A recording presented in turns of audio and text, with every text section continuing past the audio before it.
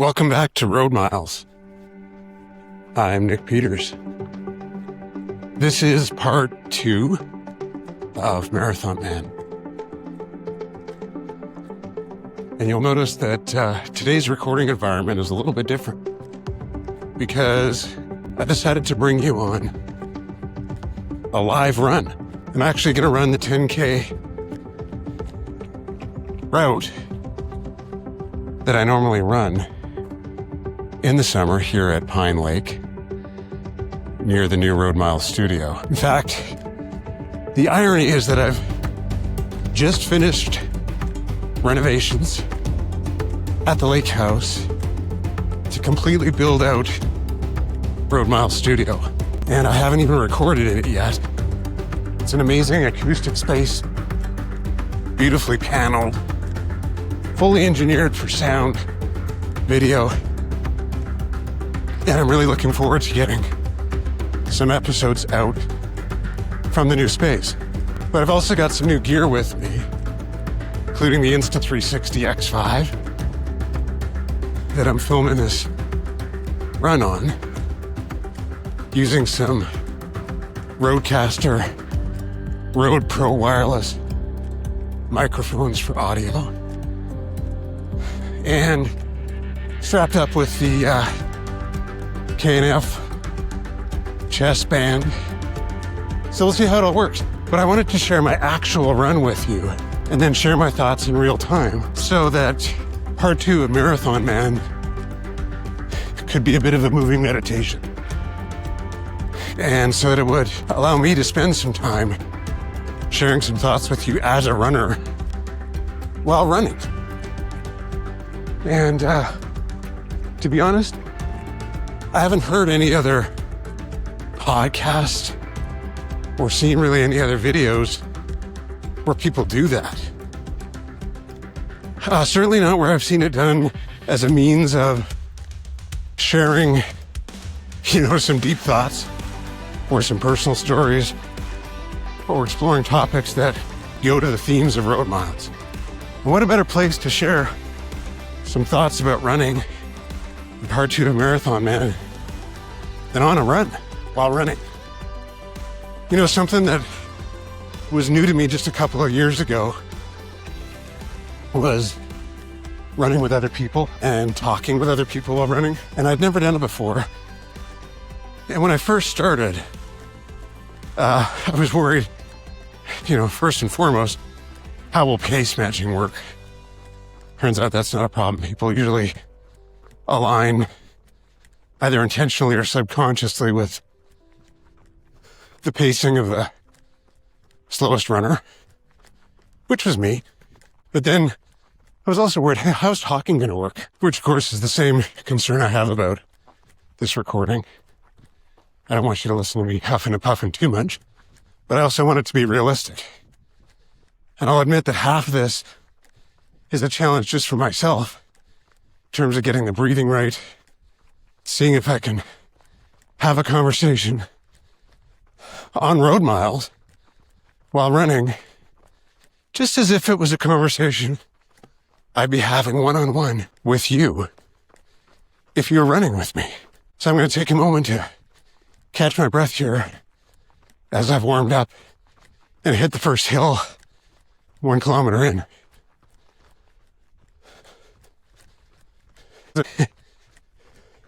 I'm looking down at my watch and I'm maintaining about a 5:30 per kilometer pace, which is great. I'm usually running this route at about just over 5 minutes a kilometer. So I think a little slower helps for the conversation. Full disclosure, I did this exact same thing yesterday, except I literally forgot to hit record on my separate audio track. Came back from the run, nothing. Extremely disappointed, but it's okay. It was a good dress rehearsal and tech run for today. But the other thing that happened that was really interesting and unexpected for me, because I had all this gear on, even though it's light, I think I was just self-conscious about balancing the camera or the mic even though that doesn't matter. It's all going to stabilize later. There was just enough of that awareness that I changed my gait without realizing it. And I must have been running a little heavier on the inside of the foot with a little less spring and bounce, just subconsciously enough to try to maintain the shot. And the crazy thing is, despite 7 weeks of back-to-back running, with almost no rest days, and zero pain to that point in time, like literally zero pain, I was in a terrible amount of pain last night, mostly in the arch of the foot, plantar fasciitis kind of area, inside ankle. I could barely walk when I got out of bed to use the bathroom in the middle of the night. So I'm trying this time to run a little more freely and consciously not change my gait. If it records well, great. If it doesn't, it doesn't. But it's amazing as runners how we take for granted all the factors that go into a good, healthy run, maintaining pace, feeling good, and preventing damage and injury. And just small changes in our gait or distracting ourselves with the wrong stuff can really impact that, especially at our age. Correction, my age, 40s. Back to the topic at hand, my second marathon. So like I shared with you last time, the first one was a real challenge. Hitting the wall was hard. Finishing it was harder. And I was exhausted right after the race. The crazy thing is, very soon after, I knew I wanted to do it again. I registered for the next year's, which was 2025. Calgary Marathon, as soon as it became available. The difference was my intention was to keep training and have no gaps, no off season, just a continuous straight through run from one marathon to the next.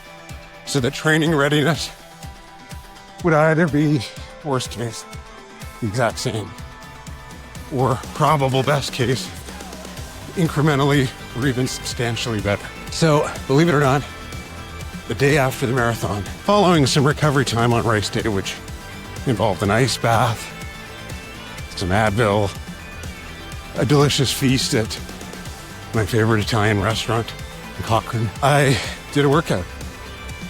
It was on the bike, got onto the Peloton, did a 45-minute ride. Probably a mistake. Probably a leading indicator that I still wasn't taking rest seriously enough. That I was still responding to an internal compulsion to train.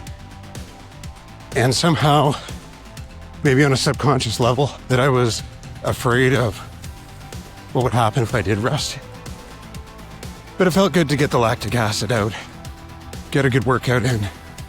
Later that day, I took a walk with the dog and with my wife, and we just talked about the race, about wellness, about our goals for the rest of the summer. It was actually an amazing walk. And as spring moved into summer and we started spending as much time as possible out at the lake on weekends and during vacation, I just kept running. Typically 10K a day, just like I'm doing right now. And the amazing thing is, for the most part, my pace actually improved from the marathon pace, which was really rewarding for me.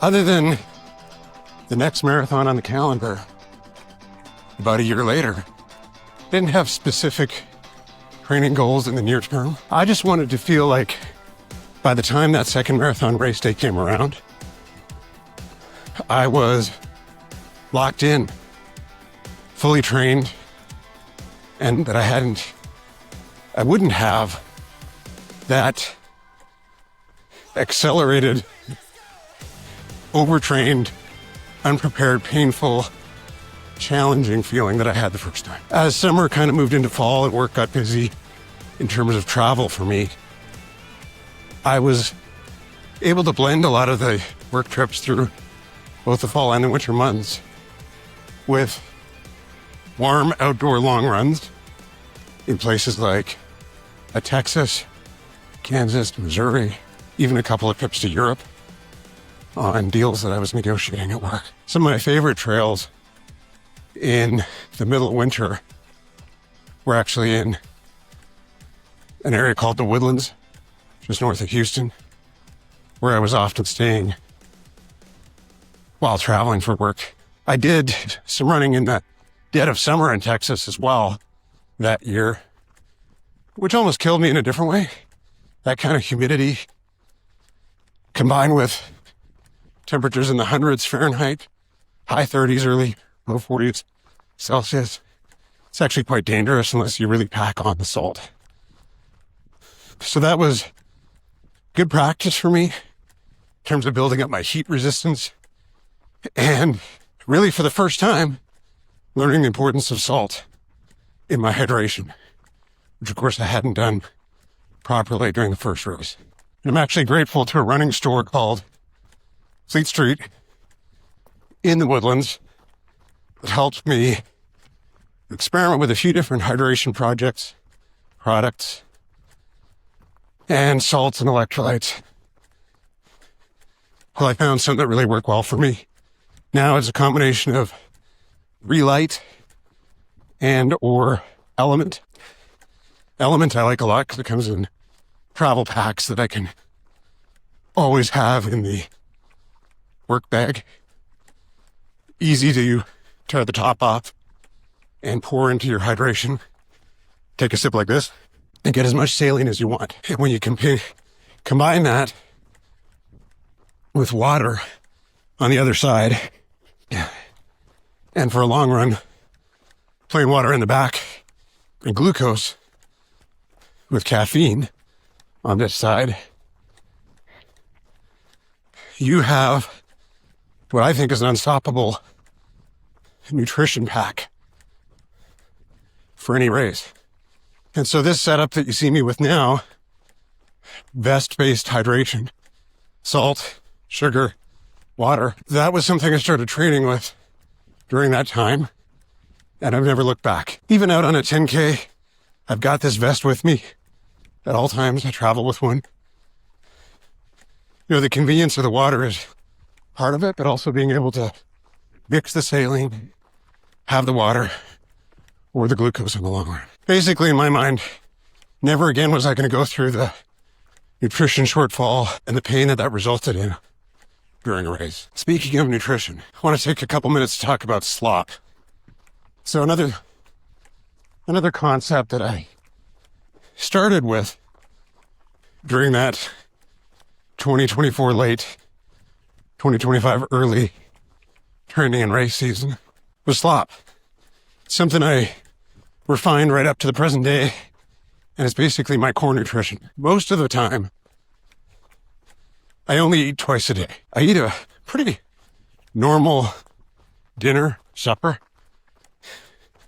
usually around 6, 7, 5, 8, just depending on work day, kids' sports, family calendar, travel, etc.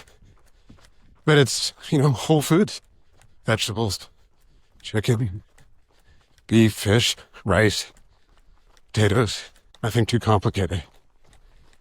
Other than that, the only other meal I eat is slop. I probably eat about 6 or 7 apples a day. No joke. So slop is something I make with Greek yogurt, chia seeds, pumpkin seeds, hemp hearts, bit of honey or maple syrup, some peanut butter, and pink Himalayan sea salt. I stir it all together, keep it in a container. Usually don't eat it till about 11 a.m. I'm into the office or traveling, I take that bowl with me, have it ready. That takes care of my base nutrition no matter where I am or what I'm doing. And I also find that the intermittent fasting that comes with it, or what you could think of as time-restricted eating, it is incredibly performance boosting for me, both cognitively and physically, but it seems to really help my metabolism too.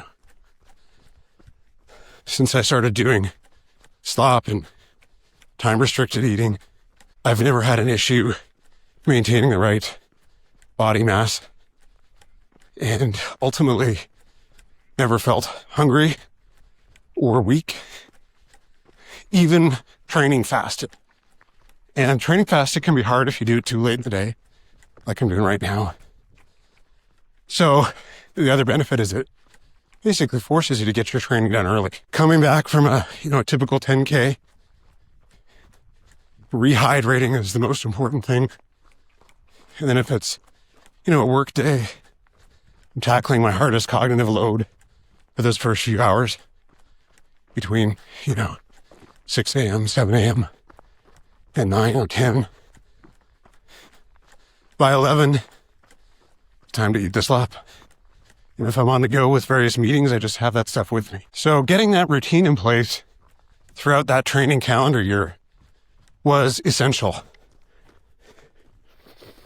So if, like me, your mind wanders and you're thinking about something that might be work-related, family-related, an obligation you got to tend to as soon as you get back, or that you should have dealt with before you left, you start getting that runner's FOMO. You know what I mean? That feeling where you're enjoying your run. You want to be doing it, but you're aware. You're aware of something else that's pending that you should be dealing with, or that you want to as soon as you get back. I hate that, but I get it a lot. Do you ever get that?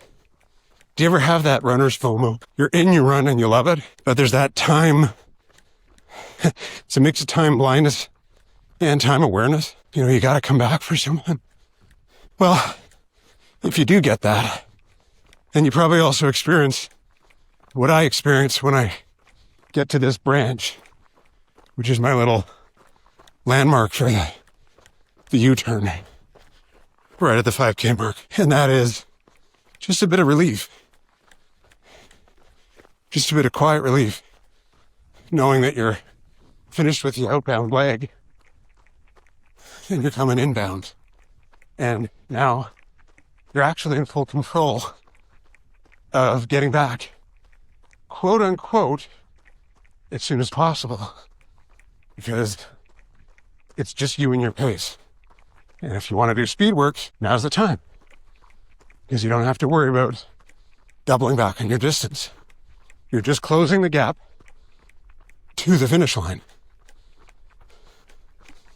And that's a technique I carried with me into the second marathon, which I'll talk about in just a second. First, I just want to recap a couple things about the rest of my winter training. So if you've ever spent time in the Rocky Mountains of Canada in the winter, or the prairies,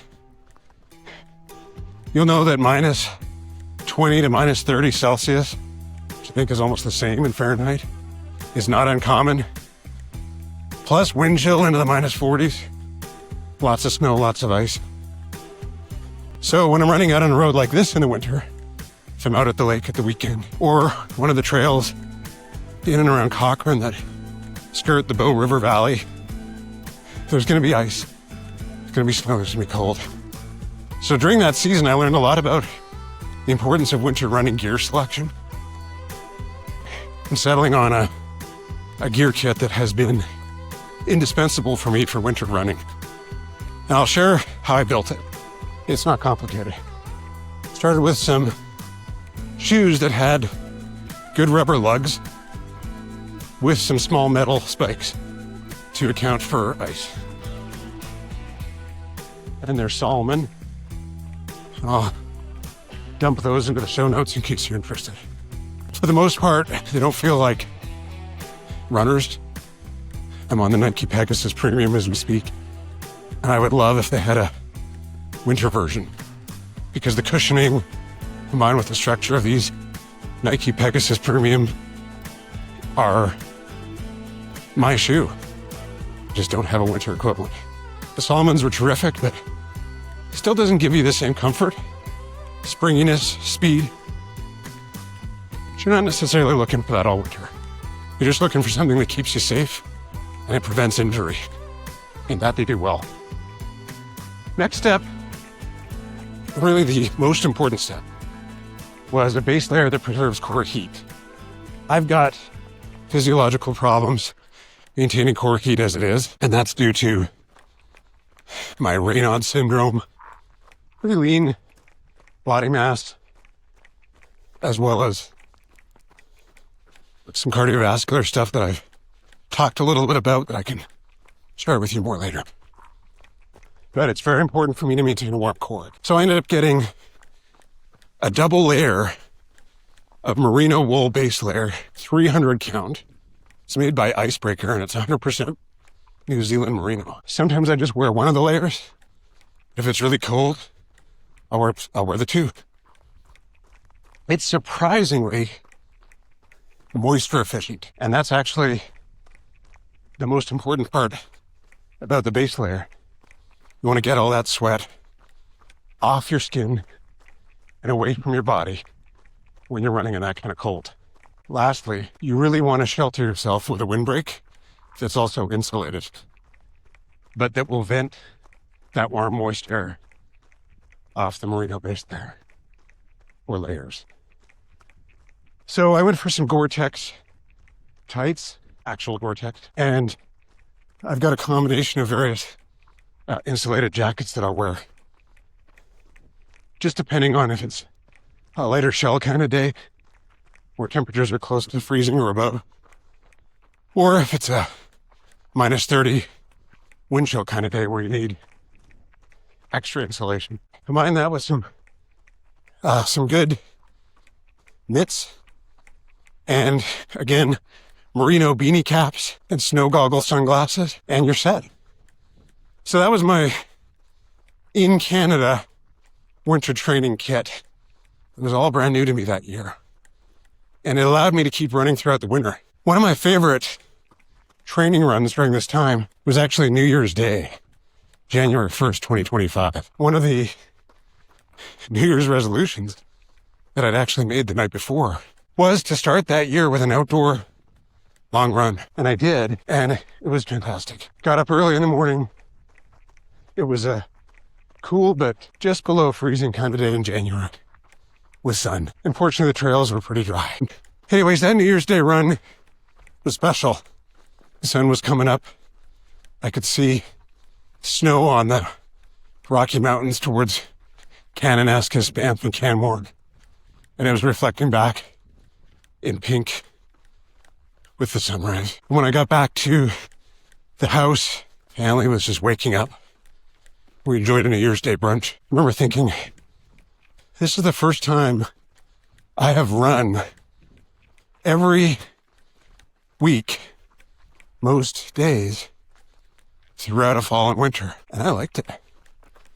I realized for people who run marathons, quote unquote, training actually never ends.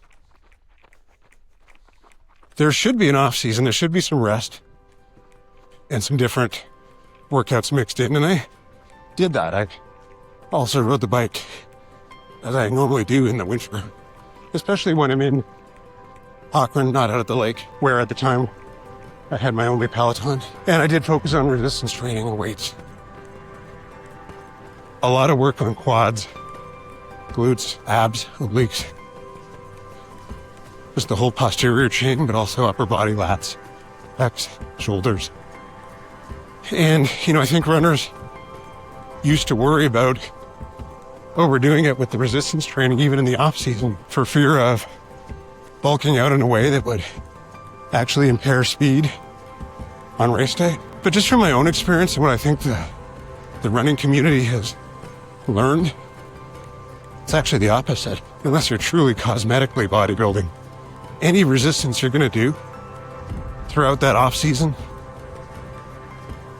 is going to return to you 10x the benefits in control, speed, even endurance. Yeah, there's more muscle cells to haul down the track, but there's more muscle cells propelling you down the track and taking turns with fueling the fire. So you're getting an efficiency gain when you weight train at the same time that you keep up your running. That's actually something I've fallen behind on this summer. I'm very heavy into the outdoor running, and just due to time constraints, haven't matched that up with a consistent enough approach to weights. So I'm going to start that this week, especially now that I've got a newly renovated home gym here at the lake with a great weight training area looking out at the water. So as winter kind of progressed into early spring, I found myself getting ready for race day with a renewed focus on nutrition as well.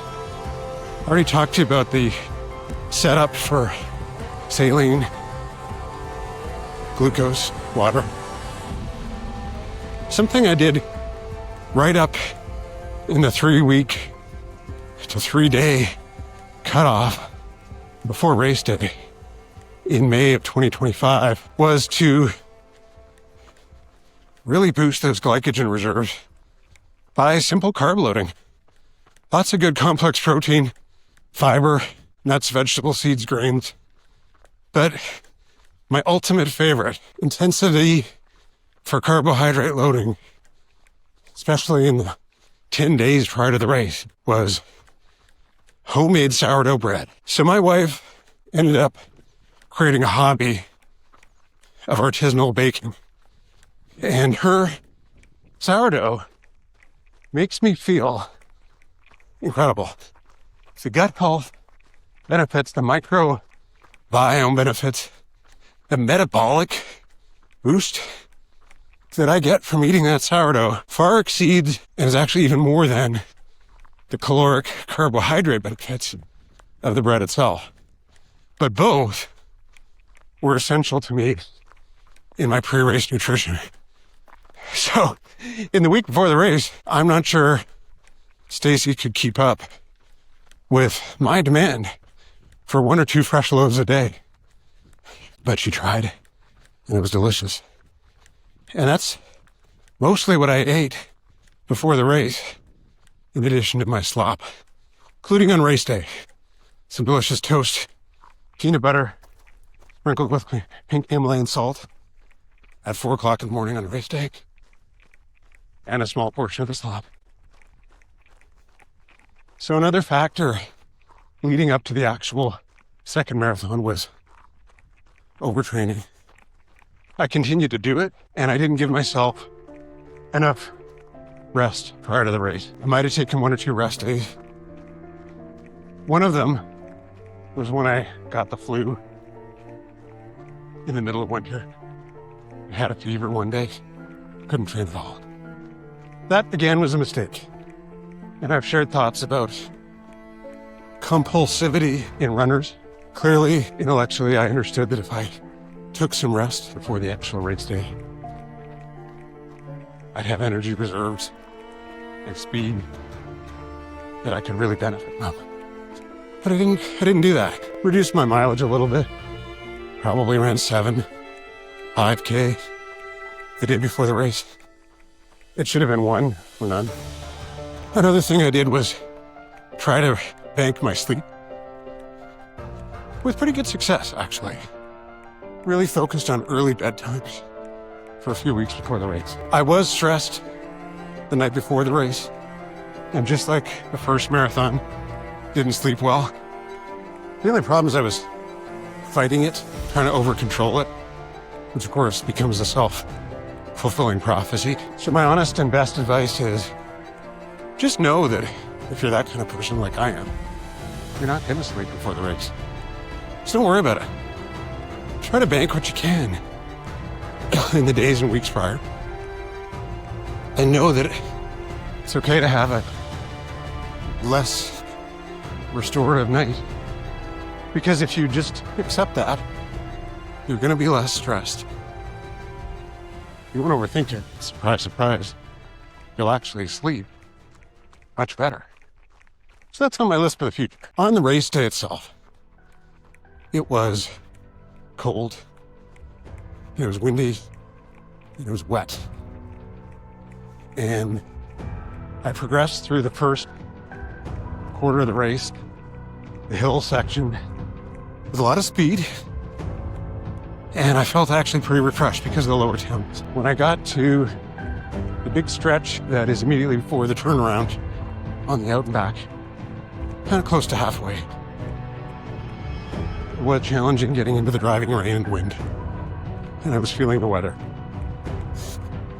But shortly after the U-turn and just past the 21K mark, I remember thinking, I haven't hit a wall yet. I'm not sure I will. Of course I did. About 5 kilometers later. Same wall. Almost in the same place. Even though the weather was different. But I can tell you, the experience was 1,000 times better. And I think it's just the sum total of all the stuff I just told you about.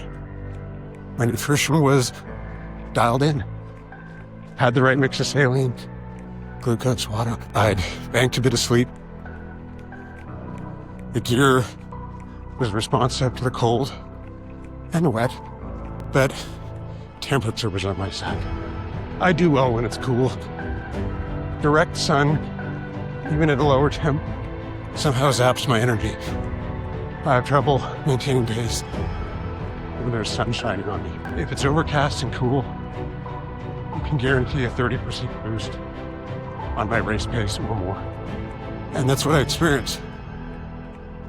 As I kind of pushed through the wall without fully realizing it, I found myself on the lower deck of a Center Street bridge, getting into the East Village of Calgary, closing in on the final 3 kilometers of the marathon. And just like it has here talking with you, I think my mind wandered. I might have gone into some kind of flow state through the back half of that wall, but it was like autopilot. And I'd never experienced that in really any run that degree. And obviously it was only my second race. But wow, to realize I was in the final 3K and that according to my watch, I was ahead of pace. That gave me some afterburner rocket fuel kind of shit. And I started sprinting. I don't think I had trained to do that. Probably wasn't even fully aware I was doing it. But the music I was listening to on the playlist hit some 80s power ballad that had always given me a boost at just the right time, purely by coincidence. I was in shuffle mode on the music. So the last 2 kilometers of the race, I think I was getting down to a 4.5 minute kilometer pace, which was basically impossible for me in training. Had never done it. So I just kept going. I thought, at this point, what have I got to lose? Even if I cramp up or flame out somehow, I'm gaining the time as I go. Just redline it until I collapse. And so I did. I redlined it around the final turn into Stampede Park, past the Inglewood Bridge, and I could literally see the giant finish line with its inflated arch. And the rain was falling. There was a great crowd vibe, lots of cheering friends and family, of everyone there, my family there as well, parents, Stacy and the kids. And I just flew through the finish, immediately collapsed, had some cramping, and of course immediately went into some cold shock because of the thermal regulatory issues I was talking about earlier. Stacy went into full first responder, first aid mode and got me under some insulated emergency blankets, got me some warm liquids, helped me get wet socks off. And within no time, the blue nail beds and the early signs of shock that she had noticed were subsiding. And it was at that point that I started checking my own metrics, my watch, my phone. Couldn't quite believe it, but I was seeing finish times that if they were right by the chip, were way ahead of what I thought they would be. And sure enough, when the chip time came in, it was 3 hours and 26 minutes. Far and away a personal best. Well below the goal I'd set for myself of sub 4. And honestly, having struggled to finish that first race, sub 4, and in my mind having failed to do that, anything with a 3 was cause for celebration. But the fact that it was under 3.5 at my then age, which would have been 42, was thrilling. I felt so good.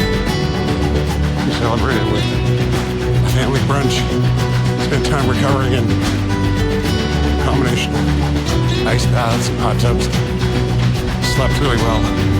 Went to work the next day after doing, you guessed it, another ride on the Peloton.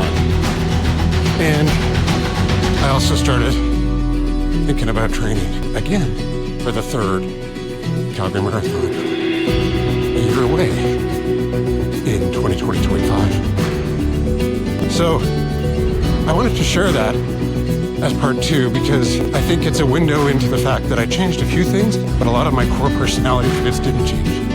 I tinkered with nutrition, which had been a real need for improvement. I perfected my training gear, and I kept training so that there was no lag or compressed window. Those were wins, and those translated into the personal best that I got. So did the weather, right? That cool temperature. It was a lot, but I was grateful. What I didn't change was my all-out obsessive approach to running. You could count the number of rest days I took between the first marathon and the second marathon on 2 fingers. In fact, I think you could count it by raising 1 finger, finger of your choice. And for that, I paid a price as well. A price that I'll talk about in part 3, because it's a lesson that I'm still learning over and over again. And it's a lesson that contributed to an outcome over the following year and the 3rd of my 3 back-to-back marathons that has since changed my life from a health perspective, in some ways irreparably, but also for the better. And interestingly enough, shortly after that second marathon, when I started writing about it, just as a form of personal therapy, but also as a record that I wanted to bring to my own therapist to talk about. That was the theme I explored most. The theme of running too far, not taking a rest, not knowing what an off switch is. The internal battle during an out and back in terms of where does that U-turn sit. The U-turn I just showed you sits there for a reason. I need rules around out and backs. Otherwise, I go out and have a hard time coming back. So these are all thoughts and themes I want to keep exploring with you on part 3 of Marathon Man. I'm really looking forward to it. We'll decide if that's another live run together or some time with a coffee in the new studio here at the lake. But for now, that boat trailer you see in front of me, that's my stretch lab. That's where I'm going to do all the stretching that I know is important.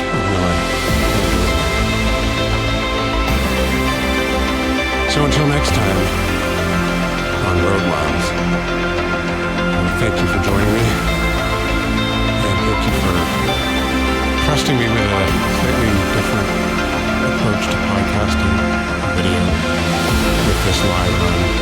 I hope it wasn't too hard to follow. I hope you felt like you were out there. And if you get a chance,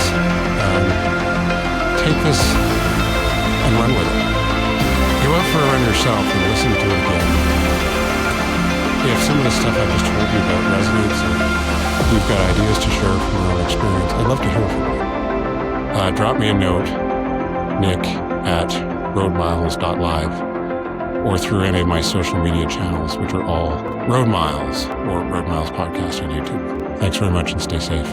We'll see you next time on Road Miles.